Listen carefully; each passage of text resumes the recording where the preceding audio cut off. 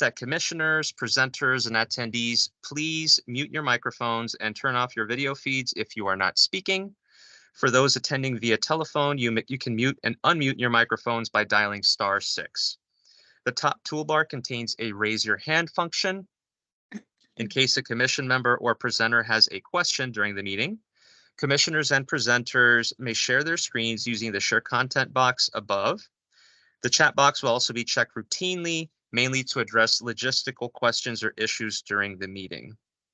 And as way of information, we will be holding a public comment period at the beginning of the meeting.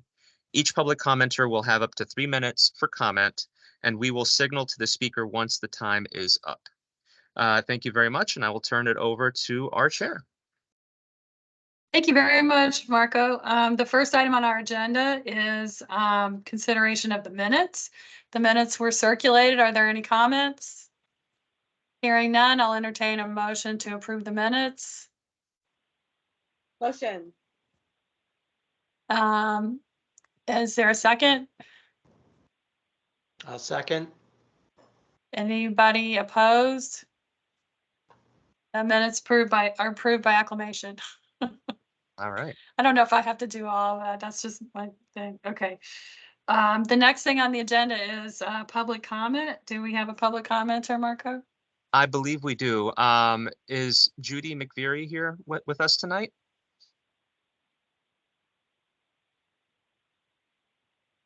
Not seeing any. Judy, are you on the line for our meeting tonight? Marco, one thing I noticed this because sometimes I'll join from the website. Sure. I think there was an issue with the link on our website for joining tonight's meeting. I had to mention that when hopping on here, but that could be an issue if someone was planning to join. Okay. I'll check into that link issue if that may be the issue with Miss McVeary. But Jill, if she does join in later on, we can certainly have her comment at that time. Okay, that sounds good. So you'll be able to check on it while we're hearing from the other speakers? Yeah, what I'll do is after our first discussion item, I will check back to see if she's joined in, and then if she hasn't, then we'll move forward with the agenda. Okay, that sounds good. Okay, so next up on the agenda is a presentation and discussion with I want to get the title right, Arlington County Climate Policy and Coordination Chief, Bill Egger. So we're very pleased to have you tonight, Bill, and we look forward to, I think we gave you a few little prompts of things that we wanted to talk about. One was the community energy plan and whether that should be a bigger, more broad climate action plan. And the other is the intersection of stormwater and tree loss in the parks. So with that, I'll turn off my video and let you go ahead. Thank you. Indeed. Well, thank you, Chair Barker and members of the Parks and Recreation Commission. As noted, Bill Egger. I'll give you my shortened title. We just shortened it to Chief Climate Policy Officer, but there's variations on it. We'll keep it to Climate Policy Officer for ease. Just want to say thank you for inviting me to tonight's commission meeting. I look forward to kind of discussing my role and then the priorities that you all as a commission have before you. I'd like to divide this. I have about 30 minutes and would like to use this time first to just give a brief overview of some of the work. My position is currently, well, the history, a little bit of history, and then the work that I'm doing currently, and then what I'd really like to do is open this up for dialogue, question and answer, discussion, with ultimately the intention that we see an opportunity to foster greater coordination and collaboration with you, our commission members on the Parks and Recreation Commission, but many. And so using this opportunity to kind of start this dialogue and with hopes of having ongoing check-ins and opportunities to participate with you all in forthcoming meetings to really continue this partnership and opportunity to advance our climate action work and sustainability work as a county. So just as a brief amount of background, I was brought on to the county March of last year. I'm going on about 9 months, a little over 9 months of my role.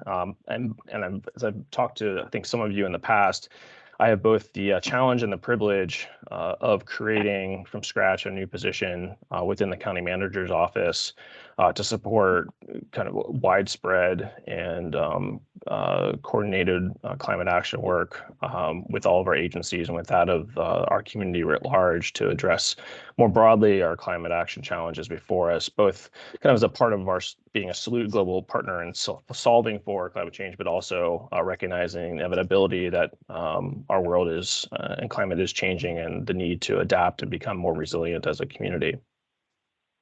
Over the course of the past kind of 9 months, kind of with some framework, I guess, directives based on kind of work that was done to define the position, but meeting with many across the community as well as within the county to really understand kind of the needs and where there's opportunities to really advance our climate action work. Again, kind of on the climate mitigation side, that being stewards of reducing our greenhouse gas emissions, but then on the adaptation and resiliency side, how do we adapt our community into the future? Really 4, or I'd say 5 different pillars of my work that emerges and kind of working to implement. One, we talk a lot about the whole of government approach, bringing kind of the kind of across our organization, kind of aligning our values around climate action amongst all of our agencies and departments and staff to focus ourselves towards our climate action sustainability goals. And with that, working to kind of implement kind of a cross-departmental coordinating our task force to really, one, identify where there's barriers to kind of coordination, where there's silos that exist, and then also build capacity across both our senior leadership and executive leadership, but also within our departments. Also to integrate within our work plans, within our budgeting processes, within our policies around procurement or assessment of our kind of projects. How do we reflect our broader climate and sustainability goals within kind of how we do business as a government organization on behalf of the community? The second kind of vertical or pillar regards engagement with the community, kind of the whole of community approach. And so much of many discussions are working with commissions like you, but also working with our corporations, our 7 to 8 institutions of higher learning, many of our community-based organizations, to understand the needs around how we might partner as kind of both the county organization and with members of the community to effectuate our climate action sustainability goals, but also identify where there are needs within our community, be it again with our academic institutions, be it that with community-based organizations, be it with corporations, where there are opportunities and needs to kind of really advance our climate action goals. Third area of focus is amplifying the existing work regarding our community energy plan or the forestry and natural resources plan or the public spaces master plan and many other kind of efforts that come before me, but necessarily require kind of amplifying and extending kind of our resources and capabilities to go further, deeper, and faster to address our sustainability and climate action goals. And so working across departments to help support, be it by way of communications or helping design programs or make kind of opportunities within our budget more accessible to take advantage of, or even finding funding, frankly, be it through federal resources or through philanthropy, identifying opportunities to, here again, expand and extend our programs that we currently offer to you as our community members. Fourth kind of area of focus is within our policy and regulatory space. I mean, I don't think it's lost on you right now. The Virginia General Assembly just started up its 2024 General Assembly session last week, and taking our policy priorities and working to support our legislative director and many others to advocate on behalf of the community kind of our needs with regards to kind of policy choices at the General Assembly level, but extending that work also to engagement with federal partners, be it federal departments and agencies or that of even committees in the Congress, whereas appropriate. as well as engaging in regulatory efforts, be it, for example, the State Corporation Commission on utility regulation, or even engaging with, say, Virginia Department of Environmental Quality on stormwater or other kind of policy and regulatory initiatives, kind of supporting that work and engaging externally to our policymakers and the agencies that are responsible for regulating the environment within Virginia. And the last kind of vertical or area of focus is really at the intersection of our racial equity and climate work, the equity climate nexus, as we like to say. And for example, as we as a county think about advancing our work on equitable development within the context of our comprehensive plan, really bringing both the perspective of integration of our climate action values, but also how that intersects with supporting many of our community, either again race or social equity needs to kind of how we think about our comprehensive plan into the future is just one example. But also as we think about opportunities around environmental justice and engaging with many of our members of our community who are advancing and advocating on behalf of environmental justice or climate justice impacts. How do we think about kind of again the outcomes that relate to both how we think about our climate values and sustainability values in the context of supporting many throughout our community to advance our racial equity priorities as well. And so with that, those are kind of the 5 particular areas of focus I have right now, and kind of working to implement in partnership with our executive team, partnership with the board, and then partnership across departments, including the Department of Parks and Recreation and many, not only kind of Marco's team, but others. So with that, I just wanted to kind of stop there. Again, just having provided a brief overview, would like to kind of open this up now for a discussion. I know that Chair Barker, there had been a discussion around the implementation of the FNRP, the Forestry and Natural Resources Plan, and stormwater and resiliency initiatives. Happy to kind of talk and hear more about your priorities. I had an opportunity to read through your 2024 work plan that I think you had discussed during your last meeting in December, and so have some familiarity with where your priorities stand kind of coming here this next calendar year, and would love to have some discussion about how we can partner together, work together, how we can kind of continue this engagement such that we're collaborating, coordinating with your all's priorities and the work of the county.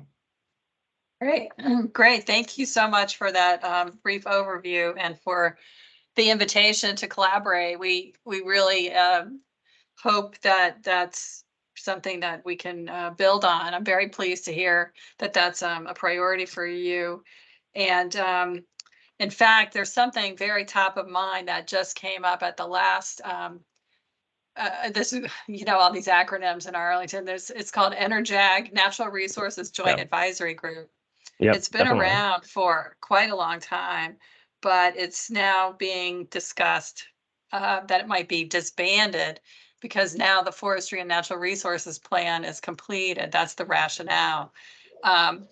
Those of us that have served on it and who want to serve on it, like there's a waiting list of people who really want to serve on that. And I think you've presented to that group before. The value of it is it's a very generative discussion that's had almost every time. I mean, it's more than problem solving. It's like envisioning solutions and exploring things. So if that were to go away from the Department of Parks and Recreation, one of the things that's top of my mind is whether that might fit nicely under your purview to convene those 3 commissions to do some of the same kind of work. But I mean, I'm hitting you that cold, so I don't expect you to say yes or no, like on the spot. But it is something that did kind of cross my mind because when you were hired, when we were asking for your position to be created, I'll put it that way, a long time ago. We were very interested in this whole of government approach, and that also underlies the the issue that we have about whether the CEP should actually be turned into a climate action plan. Yeah. So Well, happy to anyway, have- those are two things to start with. If you want to start with Yeah. those. Yeah. So let me start with the NRJAG, and I had the privilege to speak with NRJAG, I think last summer or late last summer at some point in time. And I had spoken to Caroline not too long ago. We've been having kind of coffee informally to kind of hear more priorities and just keep engagement going, particularly as the FNRP had started to come to a fruition and was seeking kind of the approval and the adoption of the board. All this is to say that we talked a lot about the value of the NRJAG, and I think that there's, what I would say at the bottom line is, I think that there's a real strong opportunity for commissions, be it the Parks and Rec Commission or others, to collaborate and coordinate with one another, to have ongoing dialogue and understand where there's overlap and opportunity for collaboration and coordination, and frankly, to help resolve where there may be difference before it seeks to before a perspective or an opinion seeks to take itself before the board's consideration. I think there's a lot to be said about that ability to have discourse and kind of work to kind of resolve challenges, and whether that's under my if the NRJ is to continue or some form thereof, or to continue, and whether it would be under my purview, I think that's a question before that could be before the board. I'm not in a position to really weigh on from a policy perspective if that's the appropriate situation, and I think that that's really a board question to facilitate. But all said, I would say that there's a part of my role that can help facilitate these cross-commission discussions when it comes to challenging or thorny trade-offs amongst policy choices that reflect our climate action and sustainability goals. And I'm a big believer that there's no free lunch, and that there always are trade-offs, and every commission might have a different perspective on an issue that could use some facilitation to understand the deeper and more complex issues at hand and how we might resolve them, and then flush those out amongst kind of the brain trust that exists amongst our commissions. So I just to say, I'm one big believer in the cross commission collaboration and discourse. Two is, if there's a way that my role can support those discussions, I think that's a great opportunity to help facilitate in the context of climate sustainability initiatives. That's a great role for my role to help support. And then three, and ultimately just say that, that comes down to a board discussion about whether or not, say the NRJAG or some variation thereof in the future persists. But I think that there's certainly opportunity to work together there.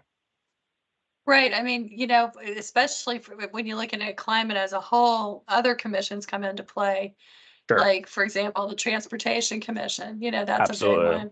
Pedestrian Safety Commission, Housing Commission, making sure, and then the Planning Commission. So, Yep. But Yeah. but that leads me right into the next issue that I wanted to talk to you about, which is, elevating the climate within the comprehensive plan of the whole county up to the same level that we got the forestry and natural resources plan. I mean, that would be a really great outcome. And so I know you've gotten a letter already from at least one commission, or the county board has. Do you have views about that? We've had discussion here at the commission. So why don't you say a few words, and then after that, I'm going to open it up, because I know some of the commissioners have issues about that too. Yeah.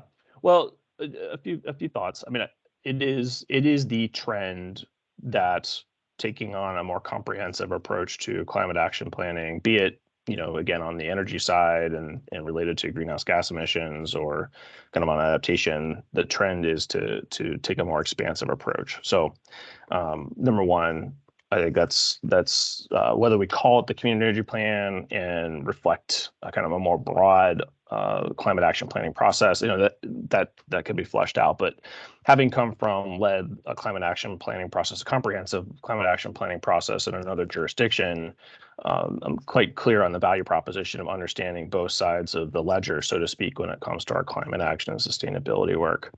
And so this is just to say that, you know, I firmly believe that comprehensive approach is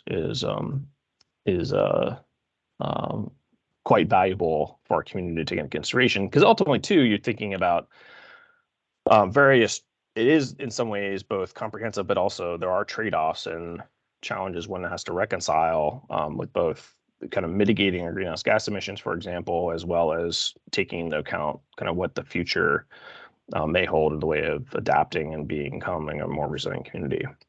It's also to say that whether or not I would argue that in many cases, the comprehensive plan does acknowledge both sides of the ledger as we speak, right? I mean, I'm not saying that it's complete or comprehensive, but just to say, for example, we acknowledge, you know, in the Forestry and Natural Resources Plan, the contributions of our urban tree canopy and natural resource management as a means to climate adaptation solutions, be it stormwater, be it urban heat island, be it mitigation of just those two being the predominant, but just having kind of greater influence on our broader community's resiliency. Now, whether we then say, well, we need to package that comprehensively together, that's where, as we go through the comprehensive plan update process that's launching here in the not too distant future, bringing that into kind of more of a coherent, consistent way, I think it's certainly one way to approach that. It's also just, I mean, I think that also just to say that one way that we have opportunity here as part of a comprehensive climate action plan is also to leverage kind of what is that opportunity in the future too. For example, on economic development, or how we sustainable tourism, how do we think about the integration with education and communication and mental health and public health outcomes. I mean, there's so many pieces to this that we could go down, security and public safety, and there's so many dimensions to this that certainly a comprehensive climate action plan could touch.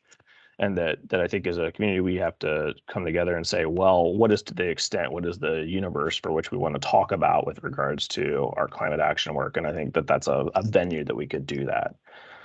Right now, as we go into, so the community energy plan just completed its 2 year, the first 2 years of its implementation cycle, and you know, we have a lot of successes, as has been noted in the media and elsewhere, about how we've been able to accomplish so much in so little time. And we're moving into years 3 through 5, which here again contemplates the next update cycle to the community energy plan. And I think you know, discourse amongst you and the C2E2 and the Forestry and Natural Resources Commission and the Housing Commission and Planning Commission to identify what are the breadth of needs when it comes to a kind of a comprehensive climate action plan. I think this is the time that this is available to discuss and figure out what does that look like and what could we facilitate. Now, all that said, too, you know, I have to be realistic here. I work for a county organization, and be realistic that resources are scarce. And so we have to be discerning about what the extent of a climate action plan looks like in the context of what we can accomplish. But just to say, I think we do need to look at how all the linkages between what we do as a county and how we relate to our community's kind of well-being and the outcomes we seek on behalf of our community. We have to think about like all those intersections and how we might reflect them within kind of a broader planning effort. Okay. Thank you so much for that. I see Shruti has her hand up, and I'm sure other people will too. So Shruti, calling you now. Yeah, sure. I can go now. Thank you so much, Bill, for meeting with us, kind of explaining what your priorities. It's been great to just in what you said, even to understand how deeply you understand what we are looking for in terms of comprehensive action here. But I mean, I want to underline that I really agree with what Jill said, and both the need for Energag, but also the need for more formalization of processes around climate action specifically. And I think it kind of, I want to take one step further and say that once we can get some things more formalized as climate policy and comprehensive climate policy in our area, we can start to tie it to some of our key objectives that exist formally in other parts of the county as well. And I think one of our main pain points lately has been land acquisition and the county's lack of proactive nature towards land acquisition, both in their recent decision to not set aside some funding for bespoke land acquisition needs in a closed session, but also in the historical nature of just not adding a lot of open public space, period, to our repertoire recently. So, yeah, I kind of love to hear you talk a little bit about how land acquisition kind of falls, where that falls within your priorities or your action plans looking at 2024 and beyond. Yeah. But also just the comment that more broadly, like, it's important for us as well. Yeah. Yeah. Thank you. Well, yeah, it's a great question. I'm going to give you a somewhat dissatisfying answer, is that I have not been involved in those conversations to date. So I can't really, I can only speak from just a general awareness of that as a concern, and more broadly that open space in kind of the scarcity of, or the scarcity of ability to expand our open space, it is of challenge to the county. And so this is just, I'll be very clear. I don't have a deep knowledge on all the details of the county just yet. That's certainly something that I can take under my purview and think about or investigate further. I just don't have the background so far. What I would say to though is I'd be curious, and maybe we can take this to kind of another discussion, or take this discussion offline, so I can better understand the perspectives, because it's just not something I'm again deeply steeped in. Just understanding where you have seen challenge, where there's kind of where this notion of a pain point exists, and why you state that. I would just need to better understand all the dimensions of the issue before I could even kind of competently discuss it with you all. Again, I know the issue as a generality. I don't know the specifics, and so that's happy to have that discussion. And kind of use this, use our time wisely tonight, but have time to talk with you and others about what that looks like and what we may think about.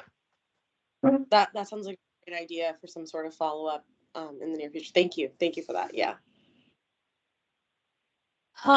That leads me to another question, and I don't see anybody else raising their hand, so I hope the commissioners are there and they're listening, and if they have questions, they will raise their hand, because we did have a very spirited discussion. Are there anything's coming up in the budget? So one of our big jobs is to review the budget and provide comments on whether the priorities are being addressed the right way. Is there anything about the budget that we should have on our radar screen with respect to what's going on in your office? I mean, you sit underneath the county manager, so it's a little different. You don't have a department or anything. So tell us a little bit about how that works and all that. Yeah.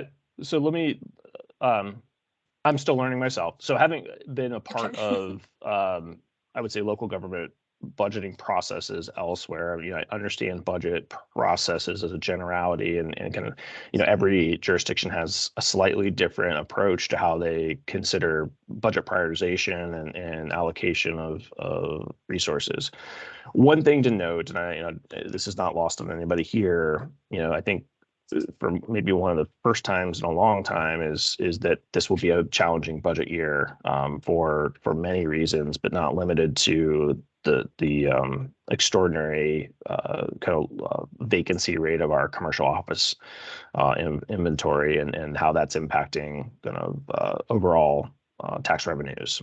And so I think this year will be just, I'm going to be pretty honest about it. It's going to be a tough year as far as budget allocations are concerned, given all the priorities that we have as a county, and there's no lack of them given such an active and a forward-thinking community. So let me put that aside, because that's the reality. Let's back out the other side. So from a process perspective, right now, just to say that all of our agencies and departments are putting forward their operating budget. And as many of you know, as maybe all of you know, we have both an operating and a capital budget. right now is a principal focus on the operating budget, with the capital budget planning cycle to be coming forward in the next couple of months. And on the operating budget side, there's been discussion of, many percentage decrease or, reductions, again, just as a kind of a, to think about our budget in the context of like austerity measures. We have to continue to provide core services to you all: public safety, waste and management, and stormwater management, and so on and so forth. So right now, all of that is kind of being presented to the county manager about what our kind of the budget's going to look like. And I think it's at the end of February is when that will come about. At the end of December, I think you likely all were subject to kind of prioritization, budget prioritization surveys that we had put forward to the community, both kind of online, but also through a pretty comprehensive engagement out in the community, pop-ups and whatnot, to hear people's priorities from there. I have not seen the compilation of those results yet thus far, and I think they're kind of still preliminary. But it's also to say that we use those kind of metrics of from that survey instrument to really define how we think about where at the margin, in some cases, where we put $1 versus another. You can probably imagine that many fall into safe and secure communities, so that is supporting our public safety community, as well as schools being another priority area.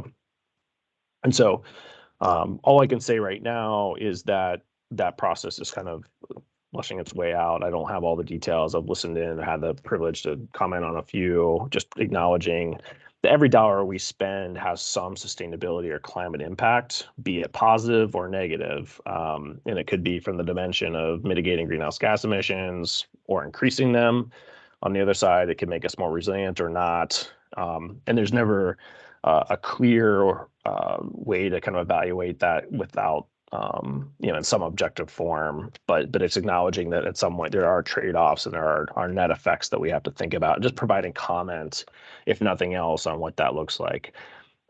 There is trend, and we are working through research on, and I know a priority of this commission is, evaluating ecosystem resources and services appropriately, and how, when we invest in our natural resource infrastructure or infrastructure as a whole, that kind of the services they provide writ large be taken into consideration. There's discussion about how we might do so in a more rigorous fashion, not necessarily this year, but kind of in forthcoming years as we think about how we might integrate into our overall budget process.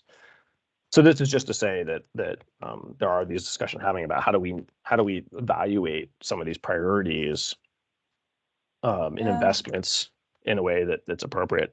And that's just on the operating side. Capital budget too, be it investments in our building infrastructure, our transportation system, open space, park amenities.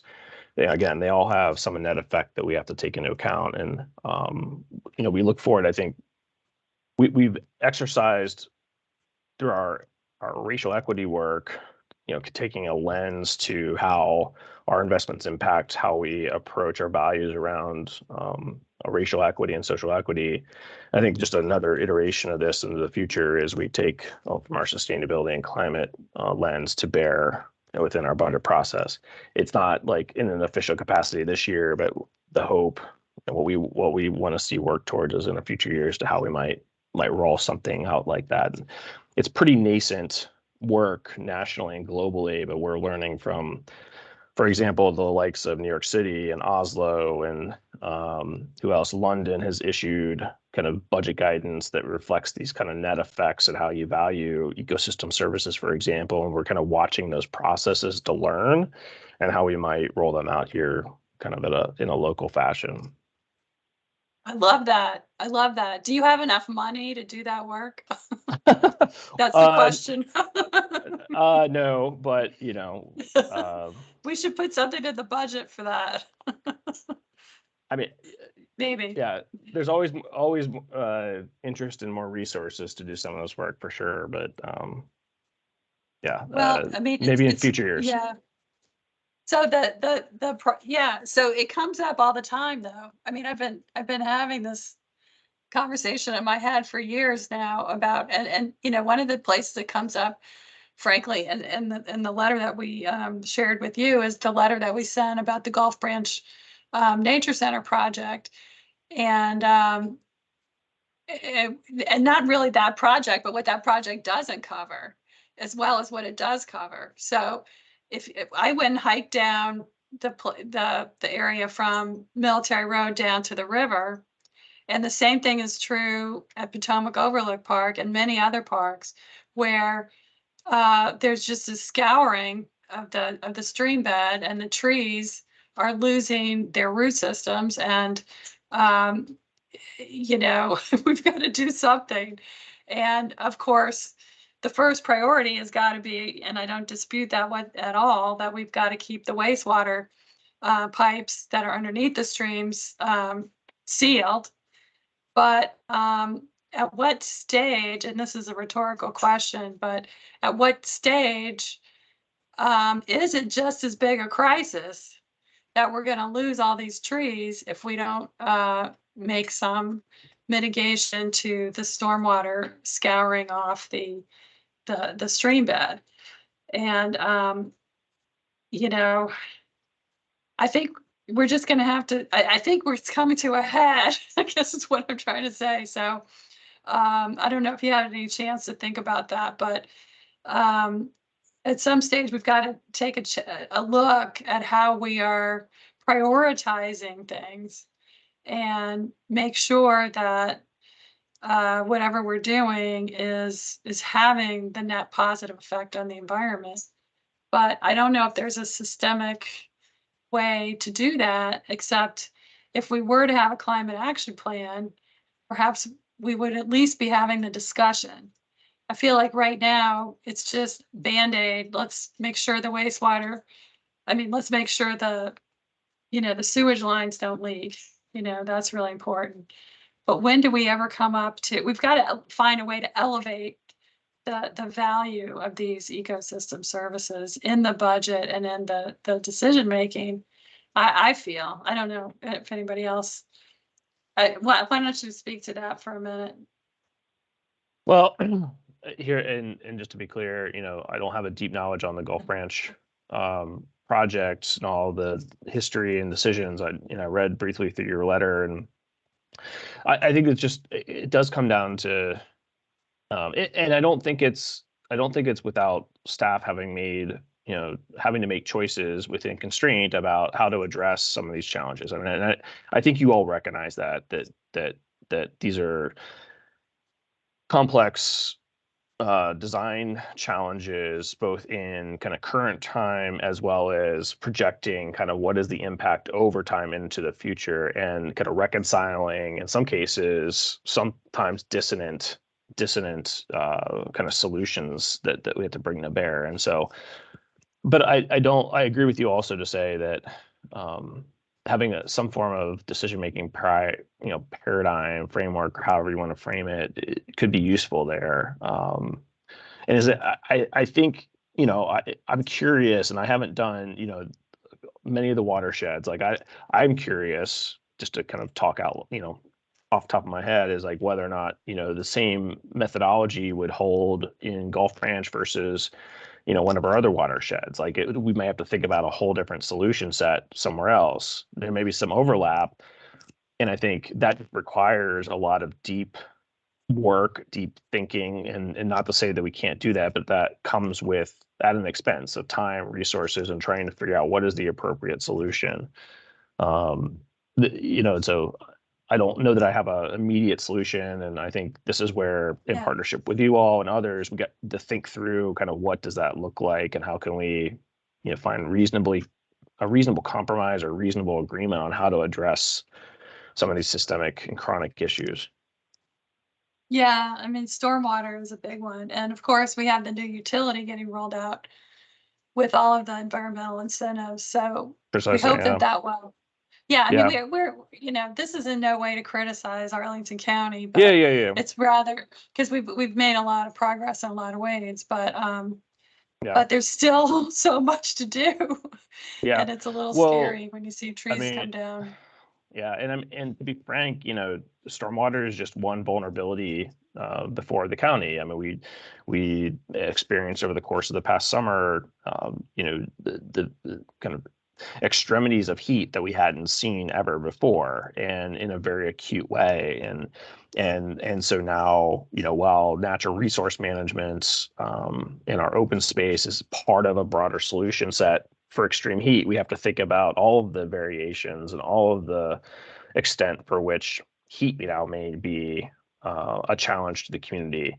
And in some cases, stormwater and stormwater resiliency and heat resiliency have overlap, and in some ways they don't. And we have to think about kind of where both need to have focus. We have started, the Forestry and Natural Resources Plan acknowledges the role of our tree canopy and acknowledges the role of our open space and as one part of that extreme heat and heat adaptation planning and adaptation opportunity. But again, there's a whole breadth of work that needs to be addressed that we have kind of before us as well. Right. And when you mix in the Langston Boulevard plan, which of course increases density, we're not adding more parkland, as Trudy started off talking about. It just intensifies the tension. So Yeah, certainly and acknowledge the tension of the community when it comes to the conversations around density. It's not lost on me any stretch of the imagination, and there's both good reasons for increasing density, and there's also not so great reasons for density, and there's a lot of give and take that comes with that. So there's just a couple minutes left. I don't see any hands raised. Can you just give us in a nutshell, like what your top priority is, let's say in the next 3 months? So, Yeah. and yeah. Well, I'll kind of run through that. One is back to the whole of government, and as we roll out basically a coordinating framework across our senior leadership, across our department heads, and then also engaging with each of the departments to acknowledge where there are gaps in understanding and where there's need for capacity building amongst in all of our agencies. So that's one. Two, whole of community, we have a process underway engaging with many of our corporations and our institutions of higher learning and really continuing to kind of find where there's alignments. Many corporations, many academic institutions have climate action plans. They have climate action goals that may meet their either regulatory and or have relevance to their business model. And so how do we leverage kind of our similarities and alignments for more greater and collective action? That's a 2. 3, we're rolling out planning around years 3 through 5 for the community energy plan. How do we prioritize those actions, as well as the Forestry and Natural Resources Plan rolls out to its implementation phase? How do we prioritize and align with our other goals? 4, again, we're in the throes of our the 2024 General Assembly session. We have a lot of work to articulate the values and kind of goals of Arlington and where our statute is impeding progress, and so working through kind of our legislative processes to help advocate in that context. And then 5, as we roll out the comprehensive plan update process, how do we kind of make that alignment with our climate action goals, equity, and kind of more broadly, as you can acknowledge, a comprehensive climate action framework within the context of our comp plan. Great. Well, thank you for that. And I don't have a particular proposal for getting together and collaborating, but it would be great to touch bases with you a few times a year at least. So what we've to been find out. Yeah. So what I've offered with regards to, for example, the C2E2 and the Forestry and Natural Resources Commission is to have a kind of quarterly meeting with you all, get a time on the agenda, 20, 30 minutes or something to this effect, to check in, hear more. And then Chair Barker have been doing with others. If you'd like to kind of meet for coffee, talk about priorities in advance of that, so we can kind of schedule and make sure it's good use of time for when we meet with the commission. Would enjoy kind of having that ongoing dialogue as well. That'd be great. Yeah, I look forward to that. Let's plan on it. Excellent. And then Thank just as a, just a broad offer, feel free to, any of the commission members, please feel free to reach out. And, love to grab coffee or just talk any of your priorities outside of the commission.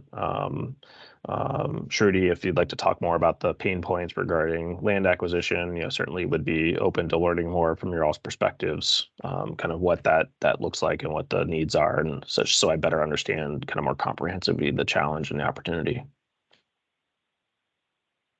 Great. Thank you. All right. If nobody else has anything to say, going one last time.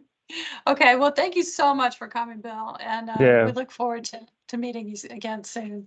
Yeah, wonderful. Thank you. In person or on Zoom. Yeah. Yeah, and thank you, Marco, for the invitation, and look forward to, I'll touch base with you next week about our next steps. Okay. Sounds good. Thank you. Awesome. Thanks, everybody. Thank you. Chair Barker, before we move forward, I did want to acknowledge, just to see if Judy McVeary, or if we have any other folks that have joined in, if there are any public commenters at this meeting. Just wanted to give another opportunity for that. All right. Hearing none, I think we can move forward to the next agenda item. Great. Thank you, Marco. And that will be the presentation and discussion on the athletic field availability project. And it's DPR's Gregory Anseline. I hope I'm not mispronouncing that. No, you got it exactly right. Thank you. Great. Thank Good you for evening. coming. Absolutely. So good evening, and actually, sorry, let me share my screen with the presentation.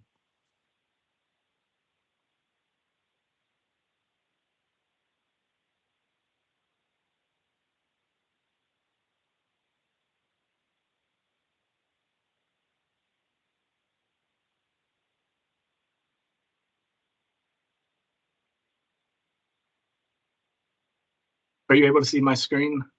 Yes, we can. Great. Good evening. My name is Greg Anseline, and I am the manager of sports leagues and field management with DPR and the project manager for the athletic field availability and utilization project. Before we get started, I'd just like to start off by thanking Chair Barker and commission members for inviting me to the meeting and allowing me the opportunity to share the work of this project and our steps as we've begun implementation, and will continue to work to implement this spring and going forward. Oops, sorry, I skipped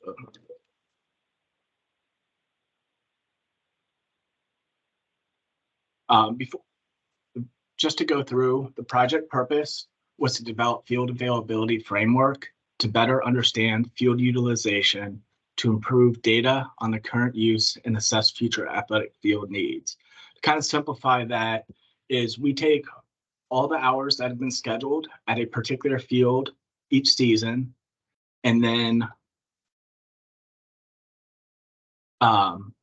divide that by the total hours that are available based on the field scheduling variables that we discussed and got feedback in our first engagement. And that equals a field utilization rate that we will have for each and every field. Just a background on tonight, the discussion. I'll review the purpose, as I mentioned, the purpose of the project, background why this project was initiated. We'll do a short review of what this framework is, as well as the results of our online and pop-up feedbacks, and then our implementation plans as we move forward with this implementation of this project.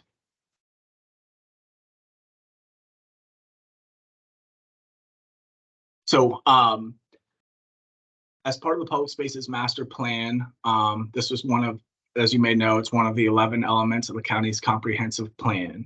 When the plan was adopted, the county board provided strategic direction for several areas, including priority action 4, 1.2.5, which was to, all right, keep skipping on me, which was to improve data on the current use and allow us to better assess future athletic field needs.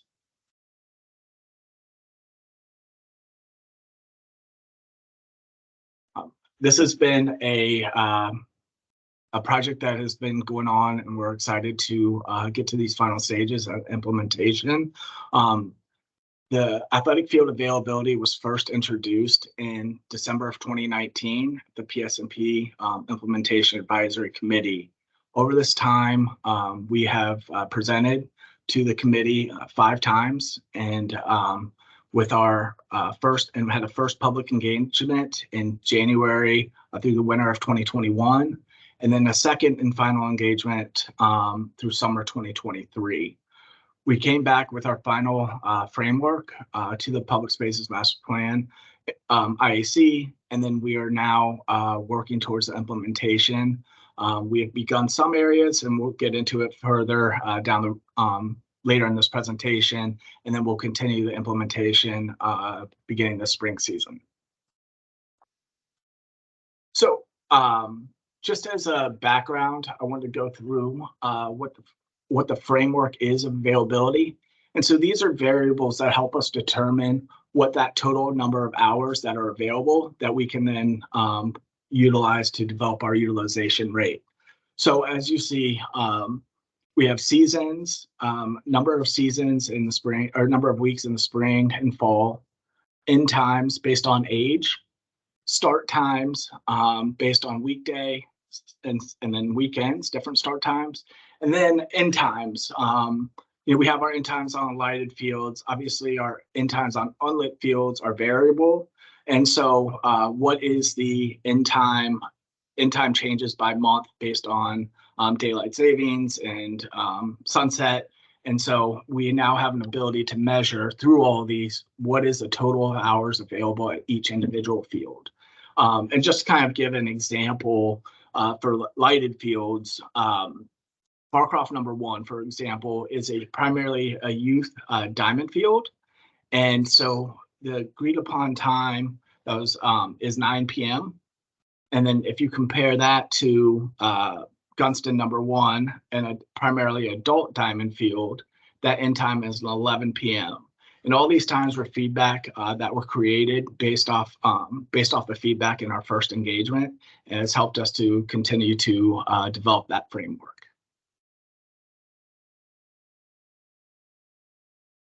So moving on to the second engagement, we had over 321 online participants, and through those we had received 225 comments.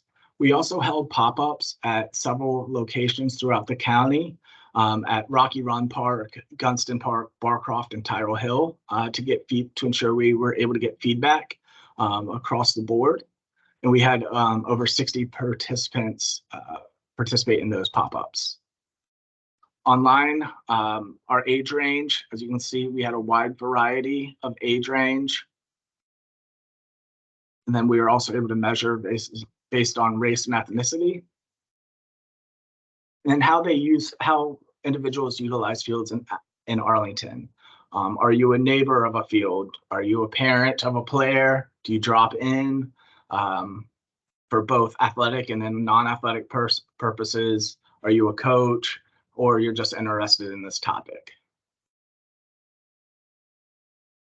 So one of the questions that we asked is, are you comfortable with the framework that we had that we shared and its ability to meet the project goal? And generally what we heard is yes, people are comfortable or have no opinion. We did see some themes in our responses, lights, both for and against additional lights. It's kind of a hot topic of on both sides of the aisle. Demand for both permitted activities and then community use. So there's this constant demand for more scheduled activities and then more time for general unscheduled drop-in use. And then there's some comments regarding balance between sports. Is there one sport that's getting more scheduling than others? But generally, again, we received very comfortable, or people were comfortable with our approach. The next question was, with our use of the annual field utilization data to help create more opportunities for community time at more athletic fields around the county. What was the level of approach? Again, we received a general theme. Great, your slides are advancing. They're not advancing? Is it just me? Is anybody else still on the how do you use athletic fields? I'm on, what is your level of comfort with this approach? Okay. Yes. Sorry, looks like it's just me. I'll use the offline version. Sorry about that. Okay, no problem. Thanks. So the level of comfortability with having more and different opportunities for community time, and I'll get into this subject a little more towards the end as we discuss implementation. But some of the general things we received is that drop-in use versus permitted or scheduled use, confusion regarding our field designations, access to people not knowing when a field was available or not available. And we'll also discuss this in our implementation. And then, the constant demand for additional field space or playtime. And then this is a general breakdown of what we heard in our pop-ups. Again, this general comfortability with our approach regarding community time.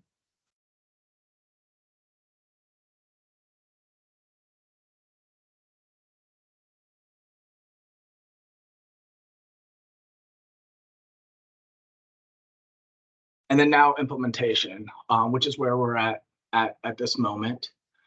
Some of the big areas is, of course, we've begun the implementation. And one is to eliminate the drop-in field classification. And for those who don't know, currently we have several fields throughout the county. There are 7 fields that are considered drop-in fields. So like Barcroft Park, number 5, Gunston, number 3, Virginia Highlands, number 1. And these fields originally, their purpose was to only be available for unscheduled activities. Because of demand over the years, it is primarily for drop-in, but there is scheduled use. And so it created quite a bit of confusion.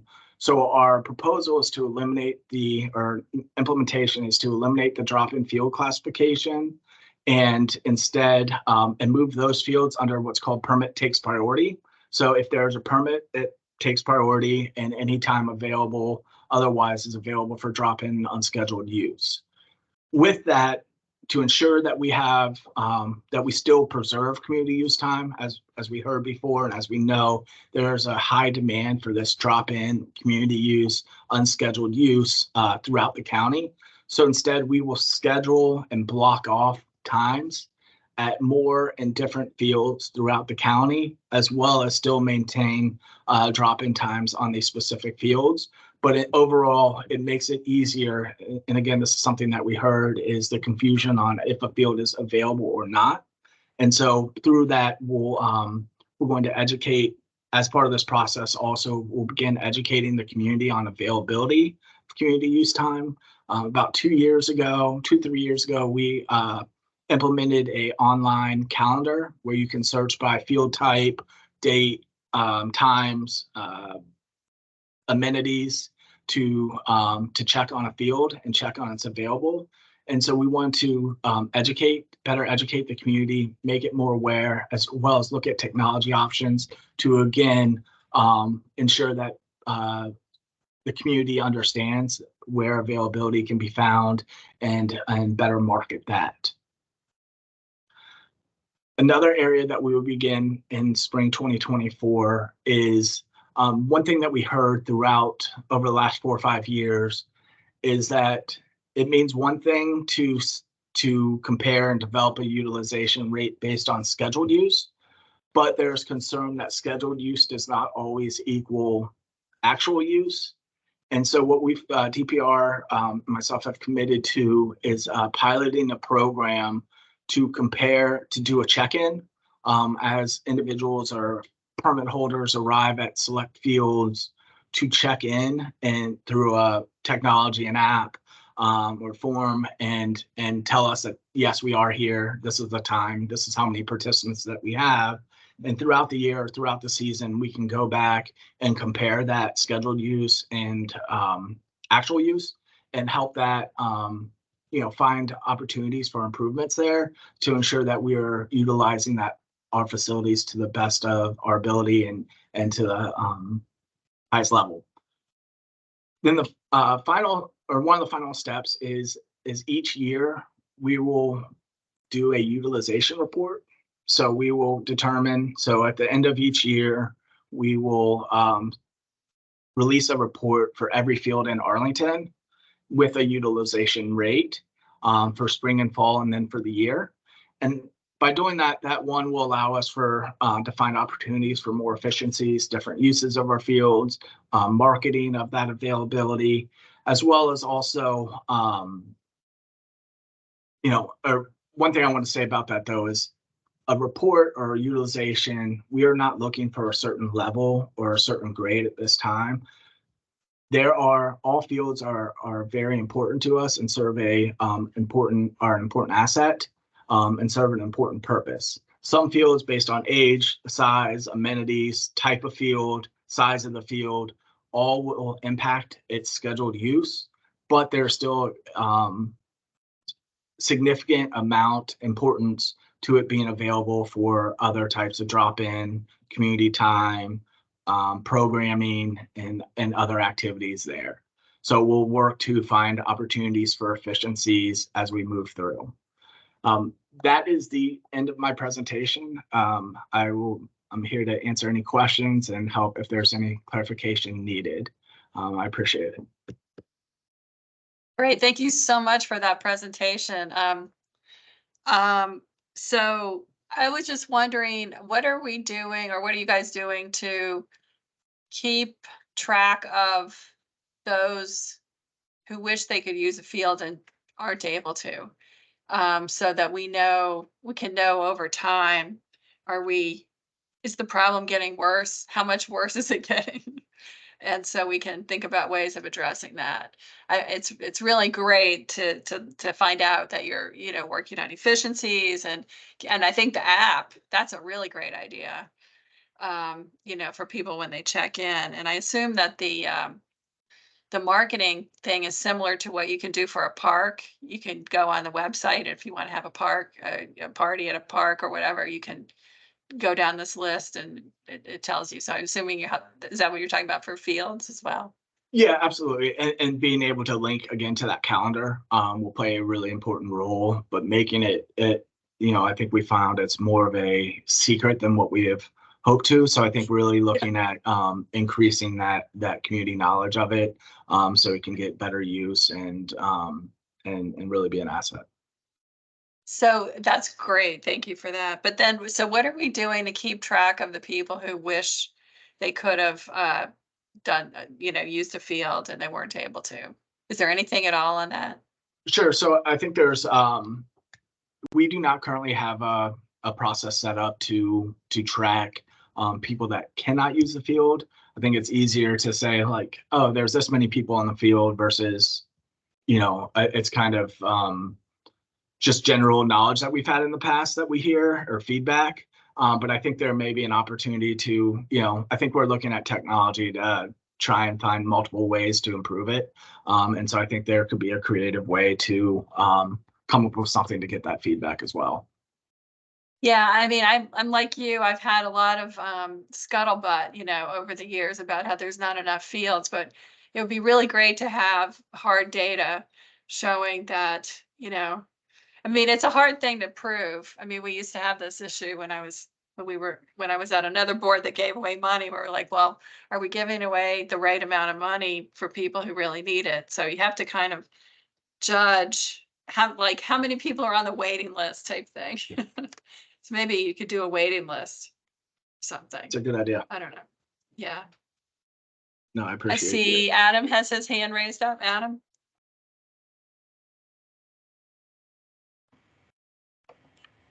There we go. Adam, Hey, Ray. there you go. Okay.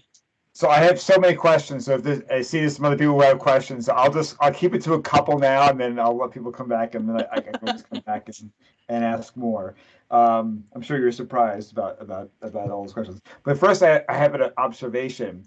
I'm curious. So 20-something% of people said they use the fields for non-athletic purposes, and these are athletic fields. So I assume you guys didn't dig into what those other purposes were. Is that correct? So yeah, it didn't have any free forms associated with that. I will say, kind of as we have marketed, especially ever since the COVID, is that if it is not being utilized, it is available for drop-in unorganized use of groups 10 or less. So I think of it as like families out flying a kite, utilizing it. And utilizing it that way, or having a picnic, or hanging out just in the open space. But we do not have any specifics. Okay. Well, I can tell you what I suspect based on observations that I've obtained from people, and that is people using it to walk and exercise their canine companions, which is technically not a use for athletic fields that we have. But it is something I think that needs to be considered, because they're not meant for that purpose, and they do damage the fields that sometimes get blamed, or the groups might get blamed for those things. So it's just something to be aware of out there. So a couple more questions, and then I'll let someone else go. You describe how you're going to use the data to create more opportunities for community use. Can you describe what that means in practice? What do you mean by you're going to use the data to figure out where you can give community more use? So I think as we pull the annual report of our utilization rates, that we can find times that are less popular, maybe for a league or for organized activities, or outside of during the school day, or many different times that we can find to increase that utilization, or just make available, that doesn't take away from our organizations, but makes that field more efficiently used. So when it's not being used for sports. Okay. And then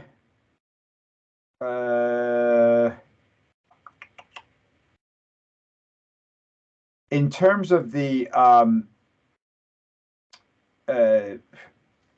group usage of, there isn't much you say about evaluation of how groups and which groups are using the fields. And I know there's been some, I don't want to say conflict, but certainly some issues with, nonprofit youth groups using the fields versus for-profit groups using the field. I know you guys have been working hard to kind of work that out, but can you say anything about how that is going to, you're going to continue evaluating that, how that's going to fit into what you're doing with this utilization study?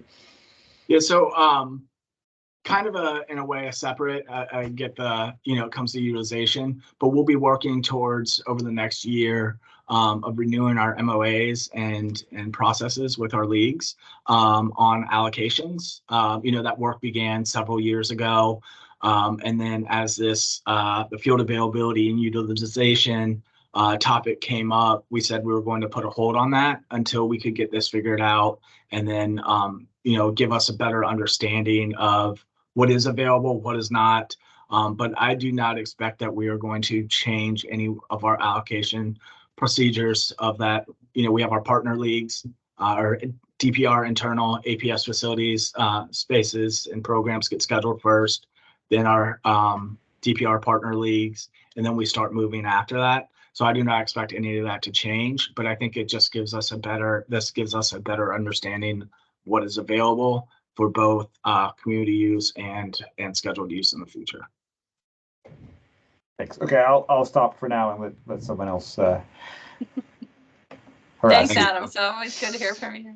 Shruti is up next. I have a nice little numbering system now for my hands. Yeah. Thank you, Jill, and thank you, Greg. I really appreciate how evidence-based you guys are being, and not only to increase efficiencies, but to seek public impact to make those efficiencies realized. I wanted to actually piggyback on one of Adam's points, and Adam, keep them coming. Like, there's no reason not to at this point. But I looked at that 20% of non-athletic use and said, does that not provide additional feedback and rationale, again, for us to use on our side as indicative of a need for 20% more public space or more use of public open space in what is intended to be mixed use space in those communities where we saw that percentage being quite high. Perhaps that is a rationale that we can use in saying that we deserve to advocate for, 20% of participants using our athletic fields who clearly need a place to fly their kite. That's not an athletic field, right? If that's the case. So yeah, that's my main comment, but I really do appreciate the survey evidence-based approach to uncovering how usage is really happening. So thank you. Thank you, and that's a great point. Okay, thank you, Shruti. And Mark? Hi, Greg. Hey, Mark. I'm gonna take my cover off my camera here. All right. So looking at your presentation, I'm going to start with one of your graphs here. The breakdown by race. Does that give you any concerns that you didn't really get a clear understanding of the entire cross section of the county? It would have been interesting also to have determined a general location of the participants. Did you have that data available? So we do have by zip code. I think generally, yes, I would have definitely liked to see greater participation across the board and a wider variety there. I think it's unfortunately probably consistent with what we see in many of our online surveys. And I think one of the reasons why we really wanted to make sure that we did our pop-ups and offer an in-person opportunity and meet people. So we were at several different parks throughout the county. And also where we know that there is a lot of, because this question at the pop-up that we had was really dedicated to community time and drop-in use. We wanted to have it at a wide variety of locations and where it is heavily used by drop-in and community use. So, we tried to kind of expecting that may be the case based on previous experiences, provide additional opportunities. Okay, so you do have the data by zip code. Yeah. I think it would be interesting to see that breakdown as well. Okay. So you're going to eliminate the drop-in classification for the fields that currently have it, like Barcroft and Gunston and Virginia Highlands. Does that mean you're going to be spreading out that, even though you won't have that classification anymore, will you be spreading out the opportunity to have community use of a wider variety of the athletic fields in the county, rather than limited to those that were particularly designated a drop-in? That's correct. So one, and I think as I mentioned in it, the current use and the way the drop-in fields were being utilized was very confusing. We were often having people show up and, it's listed as a drop-in field, but it was being scheduled. So we wanted to help, resolve that confusion And then we wanted to be able to provide more opportunities at more locations. And so we want to preserve and guarantee that there will be time at different places throughout the county. Sort of along those lines, I don't know if this is sort of would be requiring a policy change, but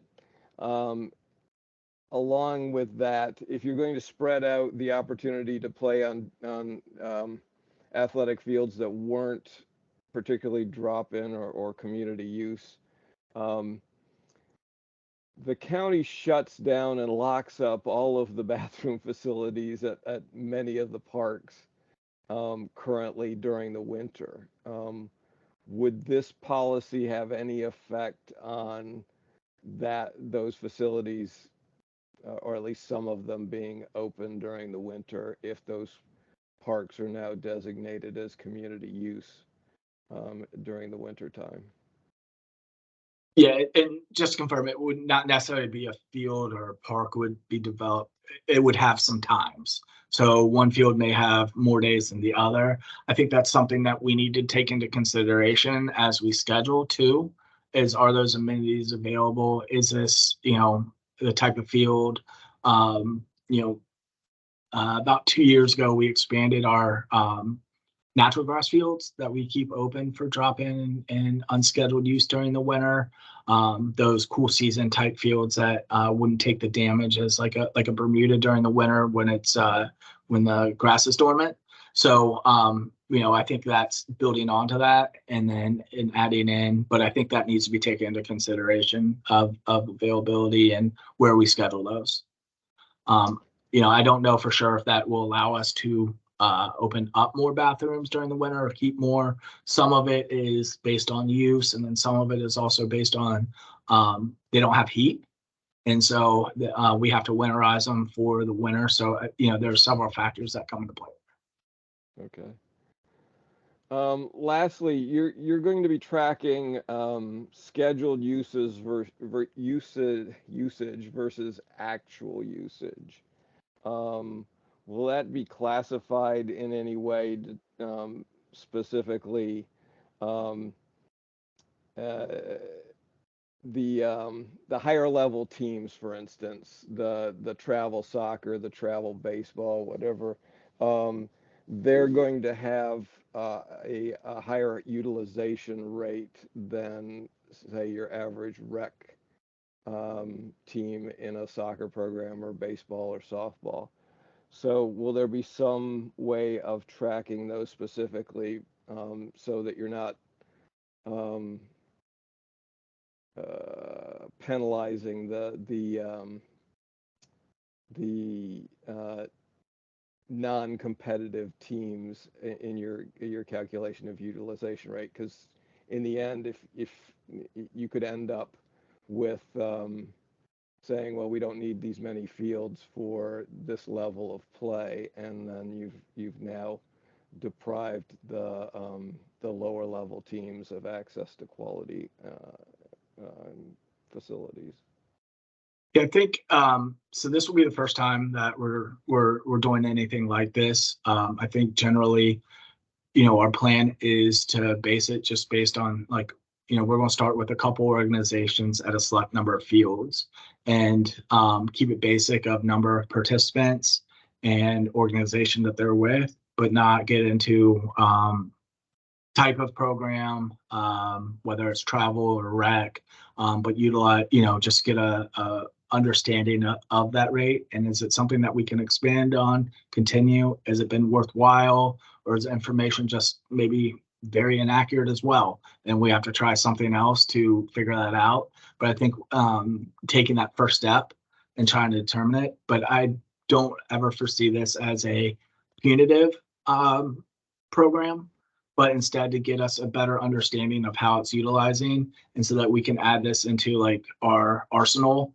of data and to, again, make better and more efficient use of our fields. Okay.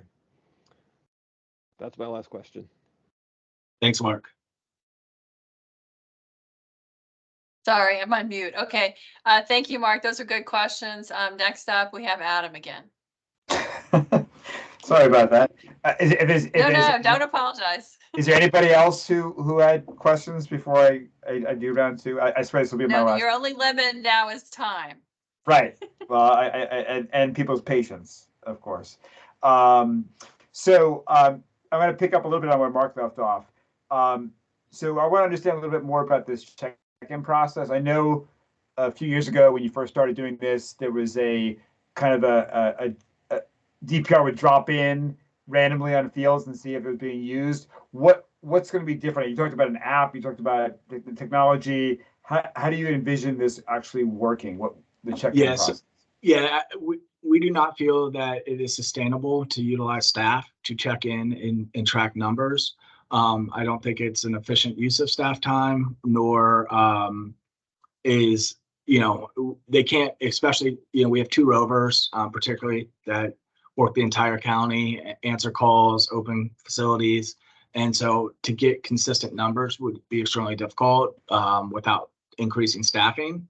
And so I think the ultimate, what we are moving forward with is an app-based program, so that a coach can, you can scan a QR code, enter it in real quick at the start of practice, and let us know what time they're there, how many kids are practicing with them, is it a game or practice, and then we'll track that at the end of the season, compare that with our scheduled use.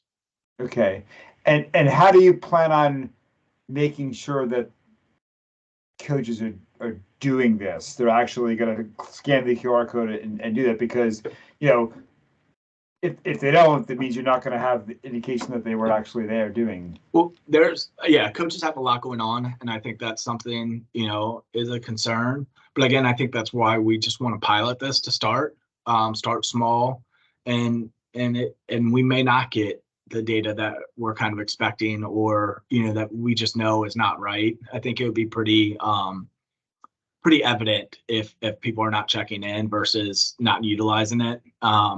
And so I think it's just something that we have to try. And then if there's opportunities for adjustments, I think as we get started too, we may learn some things. And is there ways to make it easier?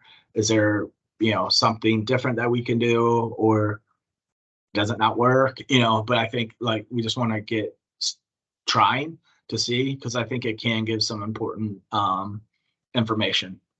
Sure. Yeah. It sounds to me like a good attempt at trying to do that without, as you said, using a lot of staff time, because that's both your most expensive resource, but also your in some ways your most scarce resource that you have is the actual people. I encourage you to reach out to the groups and use their I should say help engage them in the process of working with coaches to do it, because I think that they're probably going to, not to say that DPR isn't a priority for them, but they're going to probably be more likely to do something if their league is telling them to do it.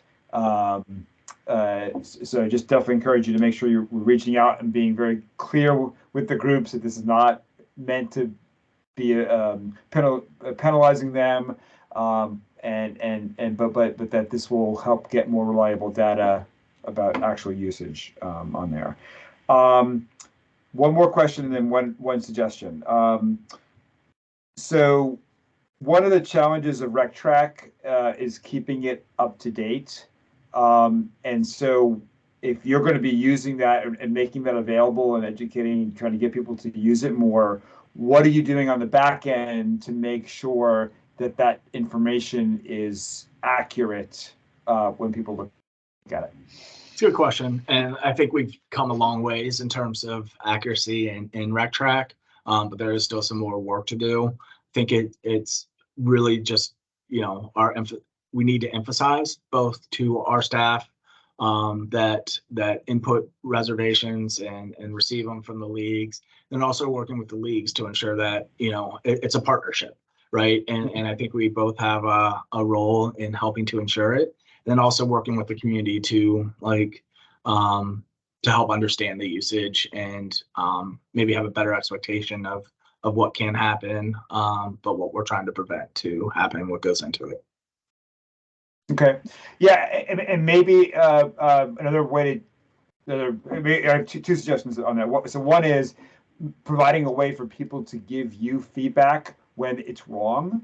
So when someone shows up at a field and it's supposed to it's not supposed to be permitted, but it was, or the opposite. Maybe to the same kind of QR code process, they can do it with their phone. This way you have again a way of checking the accuracy of the data that you're putting out there by letting people um, uh, provide you with that kind of feedback. And then my next suggestion is related. One way that you might make that more visible is putting a link to the schedule for that field on the field page on the website, so that people looking at the website, they can look and look, I can find out when it's being used, when it's not being used, just by clicking on a link from the website to go there. Just another way to make it more visible to people who may not be aware of it. I think that's it for now.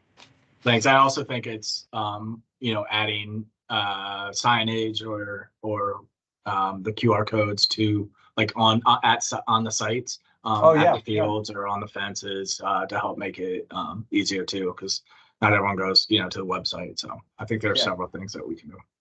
We can have the whole fence filled with QR codes. Hopefully just one QR code. I don't know how attractive that will be, but that's an interesting suggestion. Mark, your hand is still up, but I think that's from leftover because I have my little number system. So I think you were prior. Okay. All right. Okay, so that seems like it's it. Gregory, thank you so much for the great presentation and for the good discussion, everybody. So we'll look forward to starting to get the results, I guess, when are you gonna come back, in about a year, I guess? Yeah, that'd probably be we'll have our utilization rates at that point for the year and have gone through some of the pilots. So I think we could give good updates on where we're at that point. Okay, that'd be welcome. And if something comes up in the meantime, I'm sure Marco will let us know, or we can call you back. So of course. And thank you again Thanks so much for coming. Yeah, thanks. And Marco, thanks for coordinating. Take care. Thank you for being here.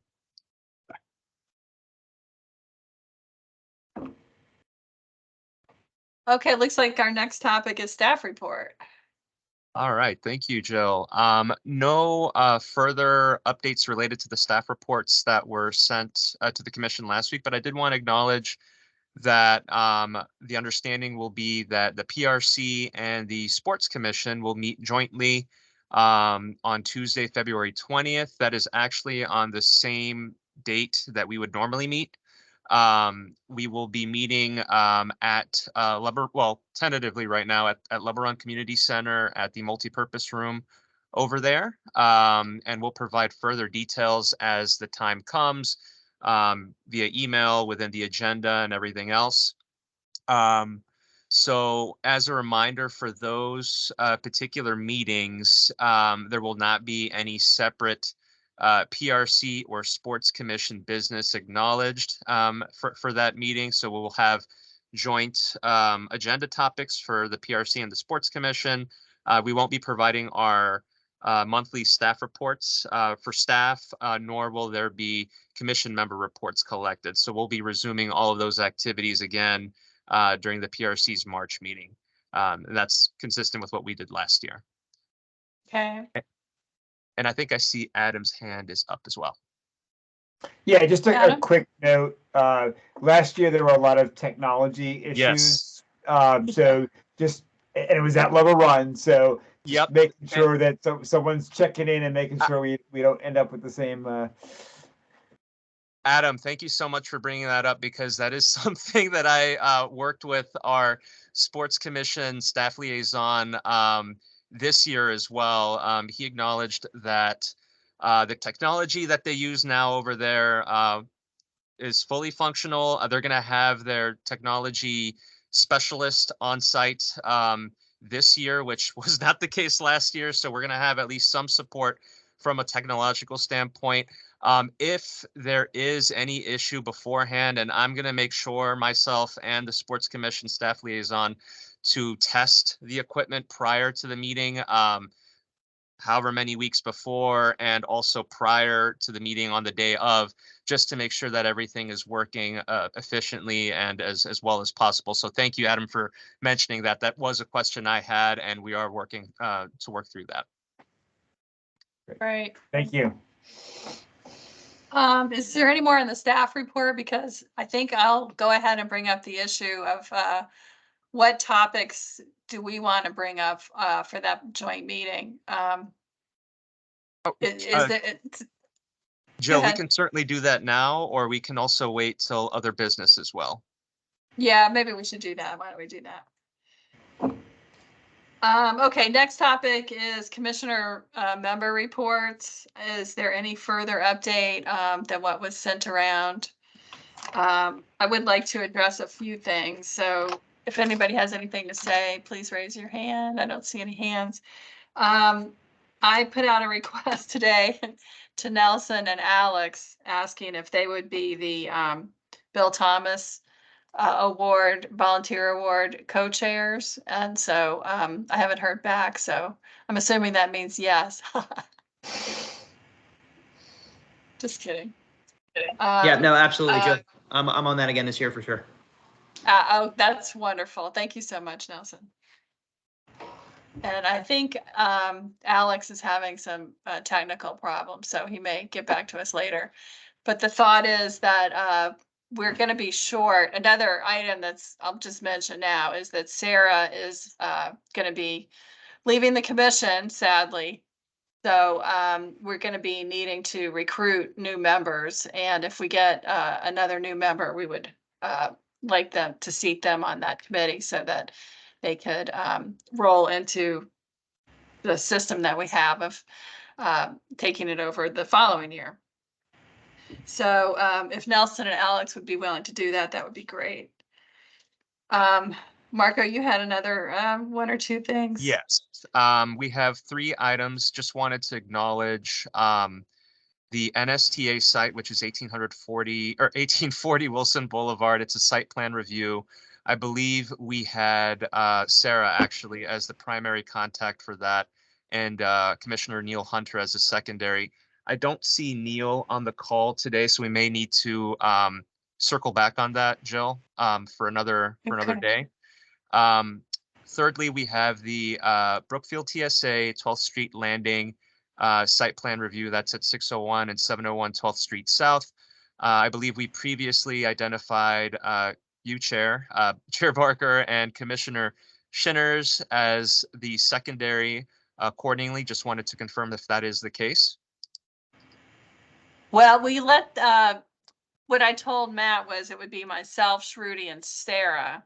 Okay. But Sarah's now leaving, and Gary said that he would be willing to do it. So I think we should substitute Gary's name for Sarah's. Is that still good with you, Sarah, Gary? Yep, works for me. Thank you. Great. Thank you. Okay, so we'll do that. And then finally, we have the, this is something that our chair sent last week, which was the Barcroft Apartments land use analysis process. That's the property that's bound by Columbia Pike, South 4 Mile Run Drive, and South George Mason Drive. It's a huge piece of property.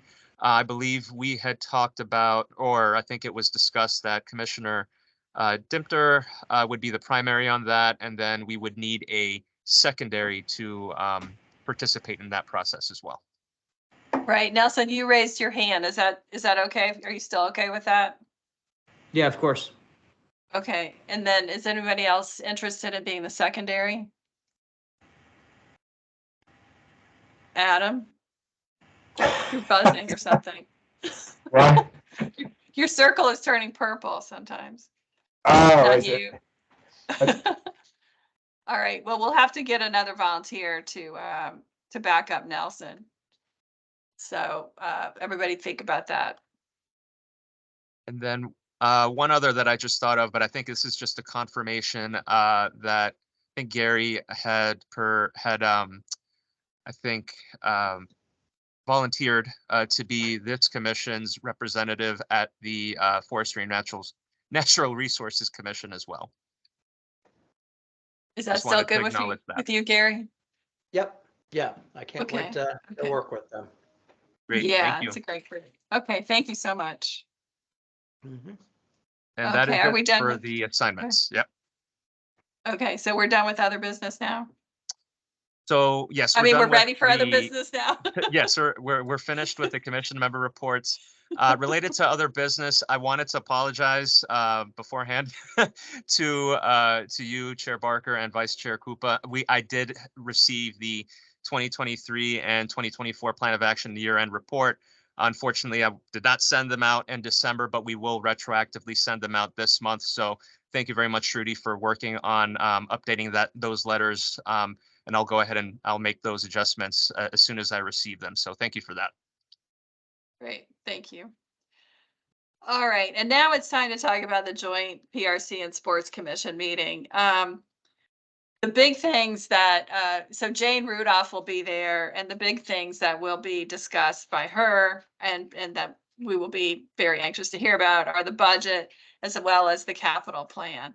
So last time that took up, I would say, 80% of the meeting, and the rest of it was on pickleball. So I don't know how much opportunity there will be to bring up other subjects, but I'd like to know what you would like to talk about if we have the opportunity. I see Trudy's hand is up. Oh, Shruti, please go ahead. Yeah, I'm going to be direct. I personally don't want to talk about pickleball that much. I don't think there's much for us to talk about. I would like to, as part of the budget discussion, discuss joint priorities we may want to push for, just as like a primer conversation, maybe part of the budget conversation Q&A. And then I think a field availability study. Are they happy with what they saw? And do they have any analysis that they'd like to provide us, since they should have been more intimately involved in that component? And yeah, what are they looking forward to seeing, I guess? Okay, that sounds good. Adam, you have something? Yeah, I'm just going to second Trudy's the utilization framework study, discussing that. Okay. Okay. Anything else? Okay, that's good. Yeah, that'll take up the meeting, really. All right, as I mentioned, Sarah is leaving us. She's not here tonight. She had to be off to work, but we thought at the next meeting, Shruti has agreed to give a little speech noting how valuable Sarah's service has been. And if anybody else would like to say a few words, just let me know. Or if you want Shruti to incorporate your comments, just let Shruti know what your comments are. So those are big shoes to fill. Also, we need to recruit. So keep your ears open for new potential members. And thank you to We the already folks talked who have recommended people. We are working through our lists now, just so you know. Yeah. Yeah. Yep. When is Sarah's last meeting? Her last meeting will be in February. Oh, okay. Yeah. We already talked about having the next meeting, and then as far as letters, Bill Eggers alluded to this. We'll be getting the budget. We'll be getting the budget close to the end of January, won't we, Marco? I believe there will be something, I want to say, distributed to the public sometime in February, I believe. Okay.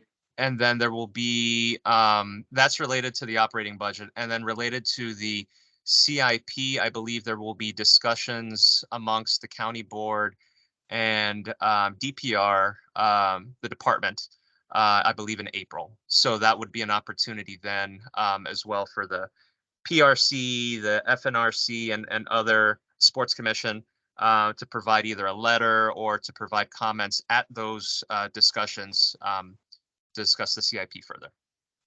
Okay, yeah. So if we want to, it sounded like there might not be very much time between the budget coming out and our need to file a letter. So if anybody already knows that they're going to be interested in looking at the budget and would be willing to work on a letter, I will definitely be working on that.